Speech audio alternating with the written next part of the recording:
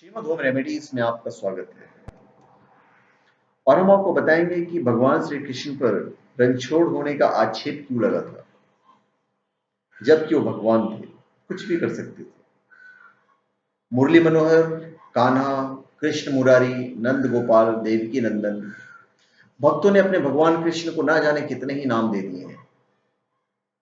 शांत और कोमल सूरत वाले कान्हा की लीलाओं से तो सारा जग वाकिफ है। हिंदू धर्म में कई देवताओं का जिक्र है जिनके कई कई नाम हैं। कुछ नाम उन्हें प्रेम पूर्वक मिल जाते हैं तो कुछ नामों के पीछे कोई कारण होता है या कोई घटना छिपी होती है। आपने कृष्ण भगवान के भी कई भिन्न भिन्न नाम सुने होंगे। आज हम आपको उनमें से एक नाम के पीछे छिपी कहानी बताएंगे कि आखिर कैसे कृष्ण को नाम मिला, जो रणछोड़ वाली जो बात है। कृष्ण का एक नाम है रणछोड़। सुनकर आपको हैरानी होगी कि जब कृष्ण की महिमा से हम भली भांति अवगत हैं तो क्यों श्री कृष्ण ने अपने शत्रुओं का मुकाबला न कर मैदान छोड़ने में भलाई समझी होगी। रणछोड़ से स्थिति क्लियर हो जाती है कि भाई वो युद्ध स्थान से भाग गए थे। इसके लिए हमें जरासंध वाले टॉपिक पे जाना पड़ेगा। जरासंध भी बड़ा बलशाली था। यह घटना तब की है जब मगध के शासक जरासंध ने कृष्ण को युद्ध के लिए ललकारा था। वो जरासंध ने भी इसलिए ललकारा था क्योंकि उन्होंने कंस का वध कर दिया था और जरासंध उसका ससुर थे। परंतु जब ललकारने के बाद उसने देखा कि कृष्ण अपने भाई बलराम के साथ रन यानी युद्ध का मैदान छोड़कर भाग रहे हैं, इस दृश्य को देखकर जरासंध हंसने लगा।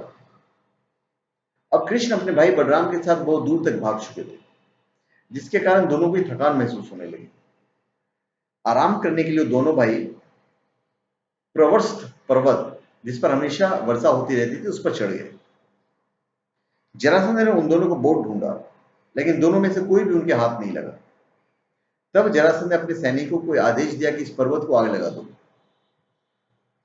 भगवान कृष्ण ने जब यह देखा कि यह पर्वत जलने लगा है तो उन्होंने अपने भाई बलराम के साथ मिलकर उस 44 कोस ऊंचे पर्वत से छलांग लगा दी और जरासंध के सैनिकों की नजरों से बचते हुए समुद्र से घिरी द्वारका नगरी में जा पहुंचे। जरासंध को लगा कि कृष्ण और बलराम उस आग में जलकर मर गए हैं। वो अपने आप को अत्यंत शक्तिशाली समझने लगा और इस घटना को उसने अपनी जीत मान ली। वह इस बात को अपनी शान मानते हुए वापस मगध लौट गया। अब आप सोच रहे होंगे कि भगवान कृष्ण ने मैदान छोड़कर भागने के विकल्प को क्यों चुना। इसके पीछे भी अपनी कूटनीतिक चाल थी। वो कूटनीतिक चाल हमारे और आपके लिए लाइफ मैनेजमेंट का सूत्र है। दरअसल भगवान कृष्ण ये जानते थे कि उस समय उनके शत्रु यानी जरासंध की ताकत उनसे कहीं ज्यादा थी। रन छोड़ने से संदेश देना चाह रहे थे कि दुश्मन का सामना तभी करना चाहिए जब आपको अपने बल पर पूरा यकीन हो। अगर आपको लगता है कि आपकी ताकत उनसे कम पड़ रही हो तो जान जोखिम में डालने से बेहतर है वहां से भागने में ही भलाई है, क्योंकि अगर जान बची रही तो आगे भी कई अवसर आएंगे। तो धन्यवाद। आप हमारे चैनल पे सब्सक्राइब करें और अपने कमेंट दीजिए। धन्यवाद।